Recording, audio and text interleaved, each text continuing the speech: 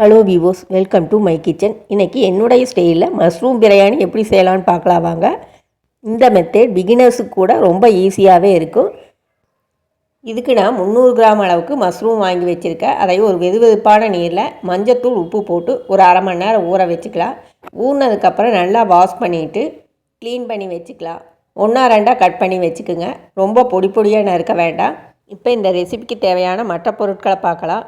சின்ன வெங்காயம் ஒரு 10 உரித்து வச்சுருக்கேன். அது கூடவே 10 பல் பூண்டு, இஞ்சி சிறிதளவு, கருவேப்பிலை ஒரு இனுக்கு, தக்காளி ஒரு மீடியம் சைஸு கட் பண்ணி வச்சுருக்கேன். தாளிக்கிறதுக்கு ஒரு பெரிய வெங்காயம் ஸ்லைஸ் பண்ணி வச்சுருக்கேன். கூடவே பச்சை மிளகா 2, புதினா கொத்தமல்லியை நறுக்கி வச்சுக்கலாம். இப்போ அரைக்க தேவையான பொருட்களை மிக்ஸி ஜாரில் சேர்த்து நல்லா நைஸாக அரைச்சி எடுத்துக்கோங்க. மஷ்ரூமை நல்லா வாஷ் பண்ணி வச்சுருக்கேன். அரிசியை நல்லா 2-3 டைம் வாஷ் பண்ணி ஒரு 3 டம்ளர் அளவுக்கு தண்ணி ஊற்றி ஊற வச்சுக்கலாம். நான் இந்த ரெசிபி சீரக சம்பா அரிசியில் செஞ்சு காமிக்கிறேன். நம்ம அரிசி எந்த டம்ளரில் அளந்தோமோ அதே டம்ளரில் 3 டம்ளர் அளவுக்கு தண்ணியை கூட சேர்த்து ஊற வச்சுக்கலாம். இப்போ ஒரு குக்கரை அடுப்பில் வச்சு அதில் ஒரு 5 ஸ்பூன் அளவுக்கு எண்ணெய் விட்டுக்கிறேன். ஆயிலியாக சாப்பிட விரும்புகிறவங்க கூடவே 5 ஸ்பூன் அளவுக்கு நெய் விட்டுக்கலாம். இப்போ எண்ணெய் காஞ்சிருச்சு. அதில் பிரிஞ்சி இலையை போட்டுக்கலாம். அது கூடவே அந்த மசாலா பொருட்கள் சோம்பு, பட்டை, கிராம்பு, ஸ்டார் பூ இதெல்லாம் சேர்த்து நல்லா வதக்கிக்கலாம்.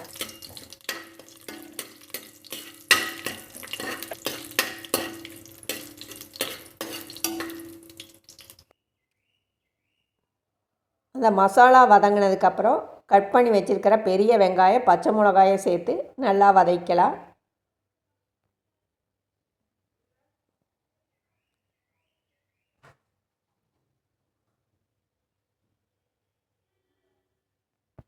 வெங்காயம் நல்லா வதங்கினதுக்கப்புறம் அந்த அரைச்சி வச்சுருக்கிற மசாலாவை இது கூட ஆட் பண்ணிக்கலாம்.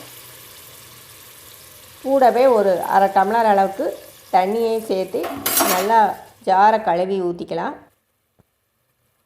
இந்த ரெசிபிக்கு நாம் 2 டம்ளர் அளவுக்கு அரிசி எடுத்துருக்கோம். 1 டம்ளர் அரிசிக்கு 1.5 டம்ளர் தண்ணிங்கிற ரேசியோடு நாம் தண்ணி ஊற்றணும். முதலே அரிசியில் 3 டம்ளர் அளவுக்கு நான் தண்ணி ஊற்றி வச்சுருக்கேன். இப்போ ஒரு அரை டம்ளர் அளவுக்கு தண்ணி சேர்த்துக்கிறேன். டோட்டலாக 3.25 to 4 டம்ளர் அளவுக்கு தண்ணி இந்த ரெசிபிக்கு நான் ஆட் பண்ணியிருக்கேன். 2 டம்ளர் அரிசிக்கு மினிமம் 4 டம்ளர் தண்ணி விட்டுக்கலாம். இந்த மசாலா கொதி வந்துட்டு இருக்குது. கூடவே 2 ஸ்பூன் அளவுக்கு பிரியாணி மசாலா ஆட் பண்ணிக்கிறேன். 2 ஸ்பூன் அளவுக்கு மிளகாய்த்தூள் ஆட் பண்ணிக்கிறேன். நான் அரைக்கும் போது வரமிளகாய் ஆட் பண்ணாதனால மிளகாய்த்தூள் 2 ஸ்பூன் அளவுக்கு ஆட் பண்ணிக்கிறேன். வரமிளகாய் ஆட் பண்ணியிருந்தால் இந்த மிளகாய்த்தூளை கொஞ்சம் குறைச்சிக்கலாம். இந்த மசாலா நல்லா வதங்கினதுக்கப்புறம் வாஷ் பண்ணி வச்சுருக்கிற மஷ்ரூமை இது கூட ஆட் பண்ணிக்கலாம். கூடவே உப்பு போட்டுக்கலாம்.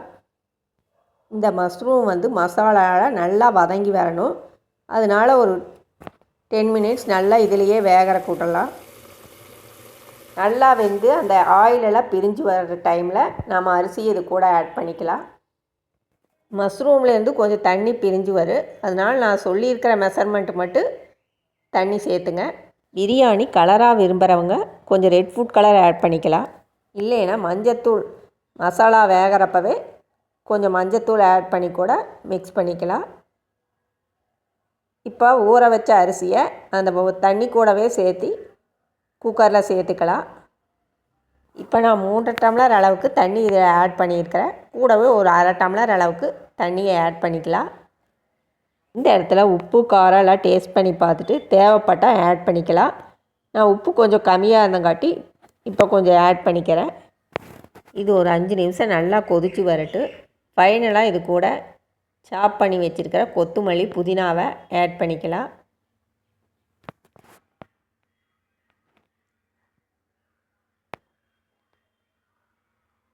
குக்கர்லேருந்து ஆவி வந்ததுக்கப்புறம் விசில் போட்டு மீடியம் ஃப்ளேமில் ஒரு 2 விசில் விட்டுக்கலாம். 2 விசில் வந்ததுக்கப்புறம் அடுப்பை ஸ்லோ பண்ணி வச்சுட்டு ஒரு 5 நிமிஷம் கழித்து நீங்கள் அடுப்பை ஆஃப் பண்ணிக்கலாம்.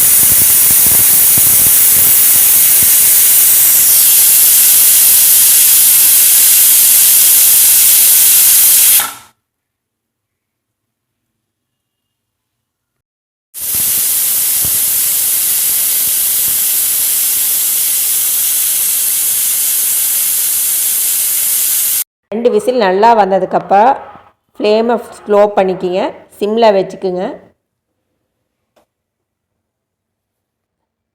இப்படியே ஒரு 5 நிமிஷம் அடுப்பில் இருந்தால் 5 நிமிஷம் கழித்து அடுப்பை ஆஃப் பண்ணிக்கலாம். இப்போ விசிலெல்லாம் அடங்கினதுக்கப்புறம் ஓப்பன் பண்ணி பார்க்கலாம். எப்படி சூப்பராக வெந்து வந்திருக்குது பாருங்கள். இது மேலே 2 ஸ்பூன் அளவுக்கு நெய் விட்டுக்கலாம். இதை லைட்டாக கிளறி விட்டிங்கன்னா போதும். ரொம்ப கிளறினீங்கன்னா அரிசி உடஞ்சிரும். அதனால் லைட்டாக கிளறி சேவ் பண்ண ஆரம்பிச்சிடலாம்.